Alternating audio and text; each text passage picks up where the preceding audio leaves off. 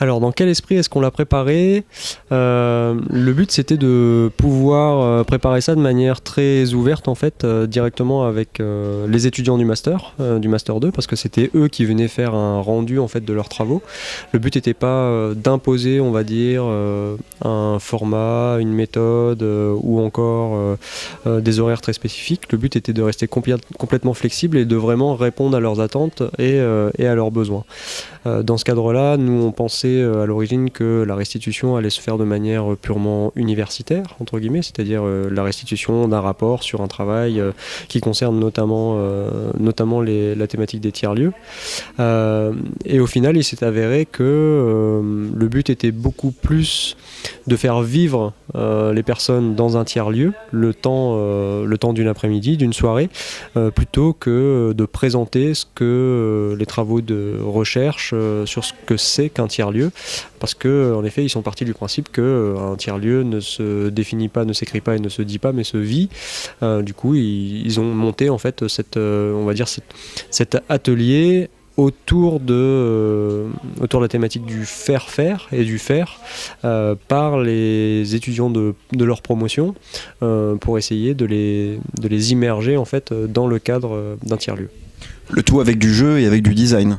Le tout avec du jeu et du design, en effet, dans le sens où on a essayé de travailler sur deux types d'ateliers. Un atelier vraiment, on va dire, intellectuel ou de réflexion sur l'ensemble des valeurs qu'on peut trouver dans un tiers-lieu.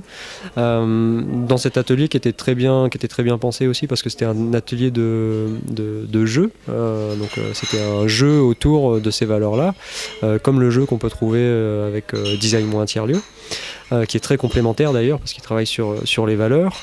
Et d'un autre côté, justement, un atelier qui était plus dans la pratique et dans le faire, c'est-à-dire comment est-ce que on peut montrer aux gens les pratiques qui se mettent en place, les pratiques collaboratives qui se mettent en place dans un tiers-lieu, pour essayer de faire émerger des projets et des solutions communes. À l'origine, on n'attendait pas spécifiquement quelque chose en particulier. Le but justement, c'était d'ouvrir complètement le cadre. Ce qu'on attendait, par contre, alors pas des participants, mais de l'impact du lieu, ou en tout cas de ce que nous on peut apporter aux participants, c'était bien de leur montrer ce que c'est que de participer à la vie d'un tiers-lieu, d'essayer de comprendre non seulement les formes que peuvent prendre les formes participatives, collaboratives, de développement de projets, d'apprentissage, etc., et les processus apprenants qu'il y a derrière le tiers-lieu, mais aussi le fond.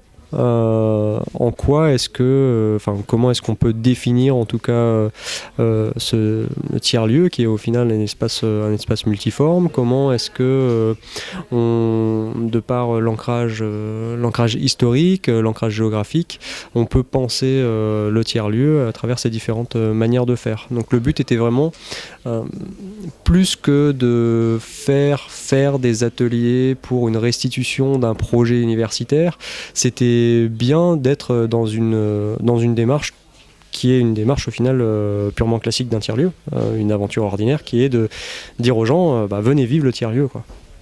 On s'est bien amusé. Demain, qu'est-ce qu'on va faire? On s'est bien amusé. Demain on va dormir déjà. Non, plus sérieusement, le but c'est en effet de pouvoir capitaliser sur le travail qui a été fait par ces étudiants en Master 2. Ce qui est intéressant justement, et on en discutait un peu avant, c'est le fait de pouvoir passer à l'échelle en termes de réflexion sur justement les fondamentaux, ou en tout cas les fondements psychologiques ou cognitifs en fait, des processus qui se mettent en place au sein des tiers-lieux.